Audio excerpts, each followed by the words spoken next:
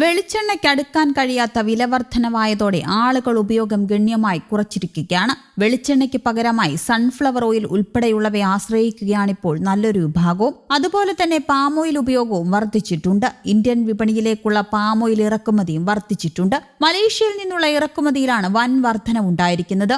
വിദേശ രാജ്യങ്ങളിൽ മലേഷ്യയിൽ നിന്നാണ് ഇന്ത്യയിലേക്ക് കൂടുതലായും പാം ഓയിൽ ഇറക്കുമതി ചെയ്യുന്നത്. നമ്മുടെ സംസ്ഥാനമായ കേരളത്തിൽ ഉൾപ്പെടെ വെളിച്ചെണ്ണ കഴിഞ്ഞാൽ ആളുകൾ കൂടുതലായും ഉപയോഗിക്കുന്നത് പാം ഓയിലാണ്. മലേഷ്യൻ പാം ഓയിൽ കൗൺസിലിന്റെ റിപ്പോർട്ടനുസരിച്ച് 2.5 million ton palm oil May June മാസങ്ങളിൽ ഇന്ത്യയിലേക്ക് കയറ്റി അയച്ചു. സാമ്പത്തിക വർഷത്തിന്റെ 3-ാം പാദം വരെ ഈ ട്രെൻഡ് തുടരുമെന്നാണ് കണക്കുകൂട്ടൽ. പാം ഓയിൽ കയറ്റുമതി ലോകത്ത് മുൻനിരയിൽ നിൽക്കുന്ന രാജ്യമാണ് മലേഷ്യ.